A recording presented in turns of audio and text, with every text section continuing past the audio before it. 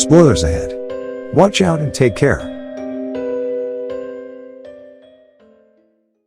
Nicholas is a sickly young boy living by the sea with his mother.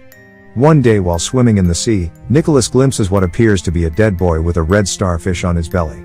Nicholas quickly picks his way across the striking dark rocks of his town's shoreline to report his discovery to his mother. Mom immediately goes diving and brings back the starfish, but she tells him there is no dead body there. At home, Nicholas is given slimy meals for supper, and his mother gives him a dose of medication. Nicholas asks his mother what sickness he is having. His mother explains that all boys on this island require treatments because their bodies will change and weaken as they get older. Later that night, all mothers on the island are seen gathering somewhere. They are going to the shoreline. Then, Nicholas' mother brings back the dead body Nicholas saw before, and the other mothers gather around it. The following day, Nicholas plays with his starfish. After another boy mocks him for being afraid of it, he grows angry and attacks the boy. He later hacks off one of the starfish's arms. After his outburst, his mother takes him to a hospital for regular observation. At the hospital, a doctor injects a yellow liquid into Nicholas' stomach. He is then told to stay one night in the hospital. Nicholas later finds himself in a ward with other boys who have been similarly operated on. They begin to question what sickness they are having. At night, the scene shows nurses who are watching videos of cesarean sections being performed. The following day, Nicholas is released from the hospital. He begins to suspect his mother and the nurses of having lied to him. He visits his friend's house, Victor, and they sneak out in the middle of the night to observe what the mothers are doing. However, on their way, Victor gets scared, so he runs back home. Nicholas continues his way in order to discover the truth. When he arrives, he's very surprised at what he sees. He sees the women lying together completely nude, writhing around in the mud, and passing an object from one to another. He immediately runs back home. A few hours later, at home, he sneaks a peek at his mother as she is showering off the mud. He observes that she has what appears to be suckers on her back. Back at the hospital, Nicholas is given an ultrasound. To his mother's apparent joy, they hear the heartbeat of a fetus.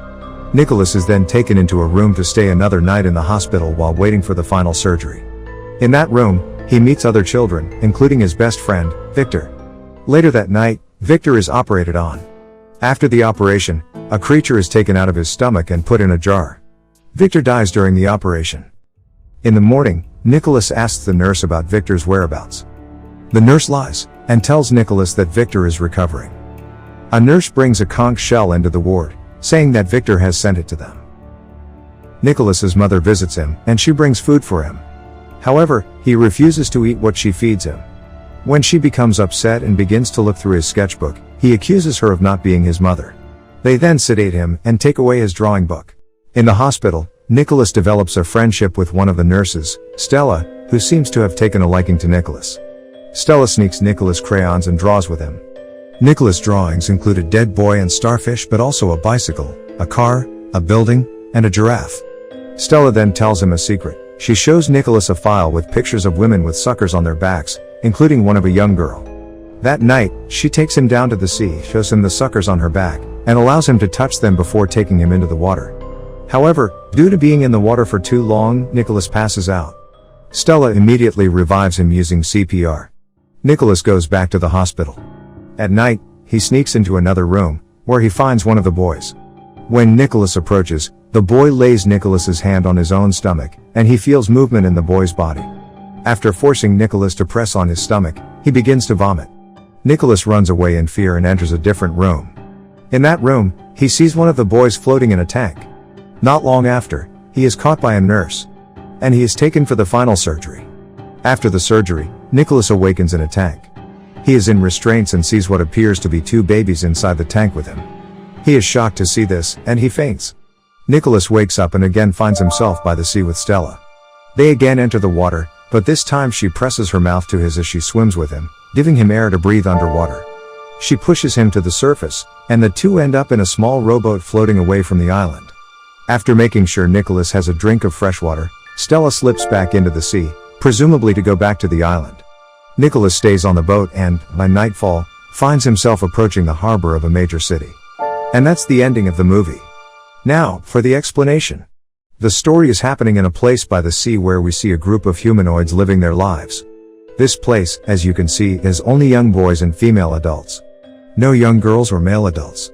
As shown later in the movie, the female adults have suckers on their backs, indicating that they are humanoid water-based life forms. They breathe underwater too. These humanoids are the result of the evolution of the starfish. The only way this species can reproduce is asexual, as there are no adult men. It looks like the only way to make babies is by externally creating a zygote and placing them in the bellies of young boys. The bodies of these boys seem to be able to host the fetus up until one point.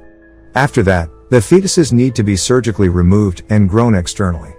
Sometimes, if the boy's body is able to survive, they place the boy in a tank where the fetus grows externally in the water while still connected to the boy.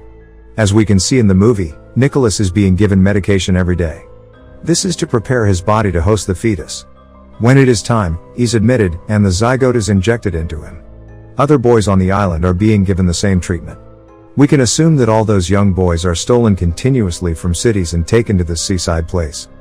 In the movie, we can see Nicholas draws not only a dead boy and starfishes, but also a bicycle, a car, a building, and a giraffe.